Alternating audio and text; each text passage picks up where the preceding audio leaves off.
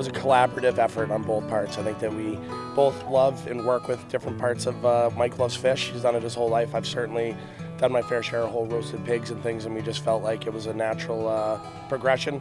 Usually we're not ever the same. Anything we do opposite. So somehow we managed to stay friends despite it, and I think that's part of this as an example, is that you couldn't come up with two different animals. We just wanted to do something that hopefully people haven't seen in a while.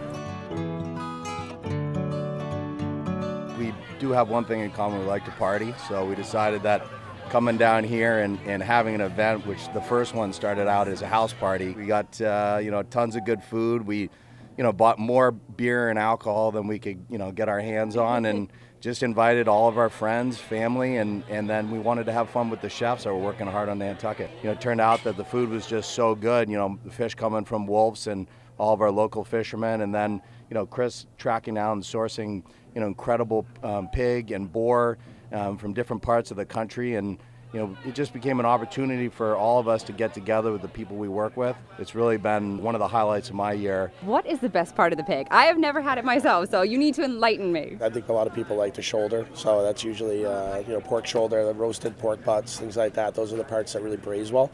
So anytime you have a pulled pork sandwich or something like that, that's usually what you're having. People who like to step it up a notch certainly like to move their way up the animal. I think that the one that I really am the most fond of for several reasons is the head area. So. Which sounds a little bit intimidating and gross, but odds are if you've had pork anytime in the at a barbecue or some sort of a roast, you're eating some part of the upper part of the head. What about the fish? This year we're partnering with Snappy Lobster, and they're going to be doing lobster rolls with us, partnering with Rocky Neck Fish, and they brought some unbelievable scallops for a scallop ceviche. We have amazing king salmon that we are come from our company, Wolf's Fish. We'll be preparing that crudo, and then we're doing my two favorite whole grilled fish, which is black sea bass and then American red snapper. We prefer to cook fish whole because you can get all the good flavor out of the bones and out of the skin, and out of the head as well. Out of the head. All fish are not created equal. Some are better than others.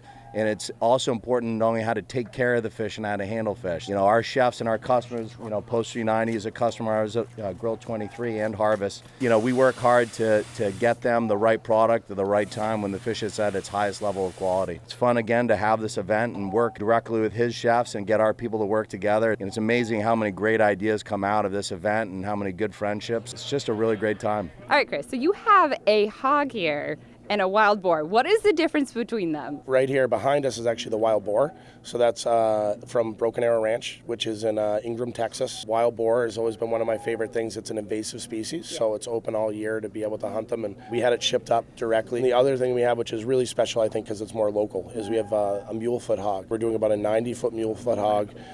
That actually came from Dog Patch Farm in Washington, Maine. The family that actually runs it, she is a lady who had never been in the pig industry. At a Dog Patch Farm, she never confines the animals, so it's called woodland raised, so they actually live out in a beautiful area. It's important with that, and that's to us, is that they're happy, well-adjusted, healthy animals. So number one, we feel good about what we're serving because we know that they've had the best possible life. So any great party, I mean, we have the pig, we have all the great fish, but what else is missing? Is something, maybe a local brewery involved in tonight's event? Cisco Brewery. Yeah. Some of the best beer out there. Whale's Tail, awesome beer. They've awesome facility here in Nantucket, and we're excited to have them as partners. One of the better breweries actually anywhere in New England, probably really bordering on the country. And for us, the great pairing of beer and pork and pig is usually not a bad combination. We have great oysters from Nantucket Oysters, and also, like Mike said, we have snappy lobster rolls, and we also have the great crudos. What I love to pair with that a lot of times at the beginning of the night is a great sparkling wine. So we actually asked Jenny Johnson. We all know in the restaurant business, so she's one of our favorite people.